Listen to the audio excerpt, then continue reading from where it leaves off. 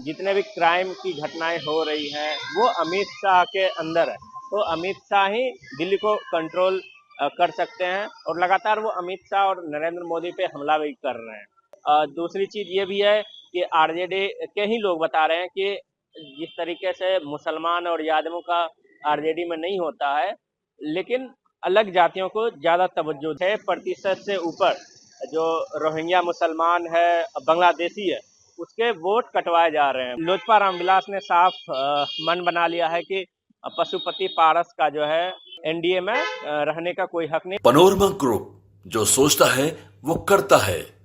नमस्ते, आप देख रहे हैं न्यूज हाट। मैं प्रमोद कुमार। दिल्ली में विधानसभा चुनाव को लेकर राजनीतिक सरगर्मियां जो है तेज हो चुकी है।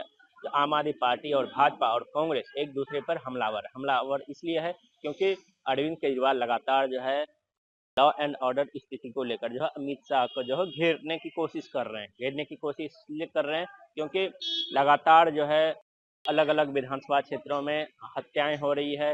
अमित शाह को लगातार जो है अरविंद केजरीवाल जो है घेर रहे हैं और हत्यारा बता रहे हैं दिल्ली का इसलिए बता रहे हैं क्योंकि अरविंद केजरीवाल बोल रहे हैं कि केंद्र सरकार के अंदर जो है वो दिल्ली पुलिस है और हमारे अंदर जो है सिर्फ क्या एजुकेशन, हेल्थ और पानी बिजली का काम जो हम फ्री में पब्लिक को दे रहे हैं, बस फ्री में दे रहे हैं। लेकिन जितने भी क्राइम की घटनाएं हो रही हैं वो अमित शाह के अंदर है। तो अमित शाह ही दिल्ली को कंट्रोल कर सकते हैं और लगातार वो अमित शाह और नरेंद्र मोदी पे हमला भी कर रहे हैं।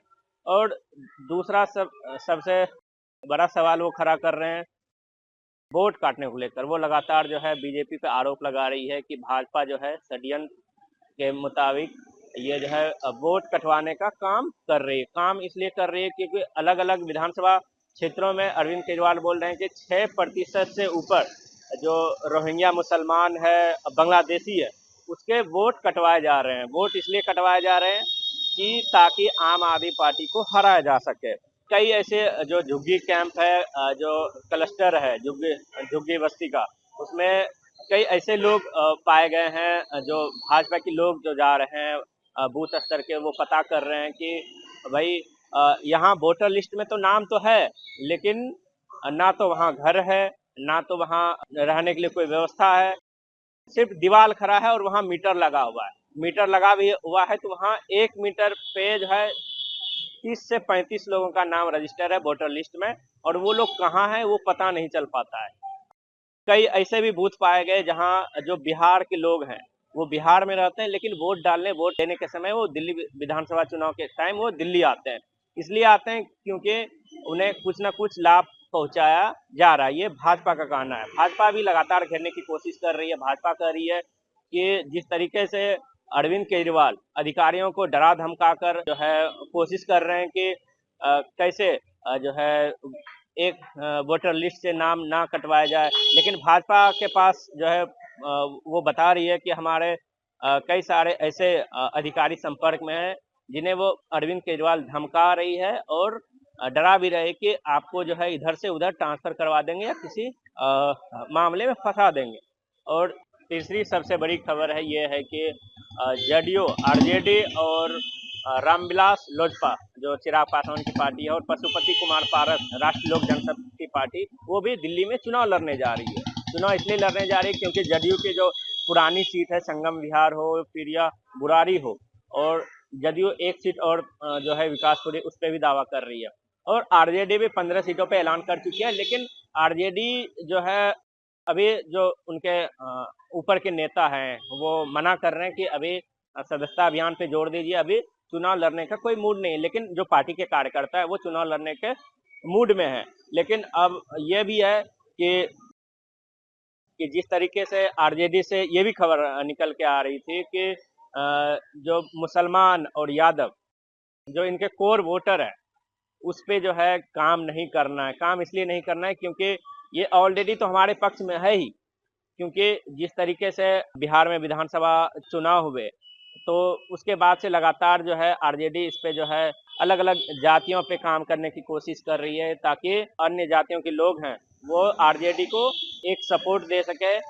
दूसरी चीज ये भी है कि आरजेडी के ही लोग बता रहे हैं कि जिस तरीके से मुसलमान और यादवों का आरजेडी में नहीं होता है, लेकिन अलग जातियों को ज्यादा तवज्जो दिया जाता है। तो देखने वाली बात होगी कि आरजेडी आखिर ऐसा क्यों कर रहे हैं, क्योंकि आरजेडी ने साफ मना किया है कि मुसलमान और यादवों का काम नहीं करना। ये हमारे सूत्र बता रहे हैं, अंदर की खबर है। और चौथी खबर ये है कि जिस तरीके से दिल्ली में विधानसभा के चुनाव होने वाले हैं, सीट के बंटवारे को लेकर भी एनडीए में दांवपेच जो है फंसने वाला है। फंसने इसलिए वाला है क्योंकि पशुपति पारस वो भी अपने आप को एनडीए में मान रहे हैं। दूसरी चीज, चिराग पासवान वो तो एनडीए में है ही, केंद्र में मंत्री भी है मोदी सरकार में। और चिराग पासवान हाल फिलहाल में उन्होंने एक बयान दिया था, कह रहे थे कि हमारी पार्टी लोग अलग अलग राज्यों में एक्टिव है, हम चाहते हैं कि अलग अलग राज्यों में एक एक विधायक हो, चाहे वो झारखंड की बात हो, चतरा से जो उनके विधायक बने, फिर बिहार में भी वो एक्टिव है, दिल्ली में भी वो चाहते हैं कि 1 से 2 सीट मिल जाए ताकि हमारा यहाँ कोई रिप्रेजेंटेटिव मिल जाए। क्योंकि जिस तरीके से लगातार पशुपति पारस और चिराग पासवान में जो बयानबाजी चल रही थी वो जो है एनडीए में नहीं है, लेकिन पशुपति पारस अपने आप को अभी भी मान रहे हैं कि हम एनडीए में हैं। लेकिन विधानसभा चुनाव के वक्त यदि हमारे पक्ष में कोई भी फैसला यदि एनडीए के नेता हो या फिर प्रधानमंत्री मोदी हो नहीं सुनाते हैं, तो फिर हम अकेला चुनाव, दिल्ली विधानसभा चुनाव हो या बिहार विधानसभा चुनाव हो, इसमें लड़ेंगे। क्योंकि यदि हम एनडीए से अलग हो जाते हैं तो फिर मुश्किल होती है, पशुपति पारस का कहना है। लेकिन लोजपा रामविलास ने साफ मन बना लिया है कि पशुपति पारस का जो है एनडीए में रहने का कोई हक नहीं।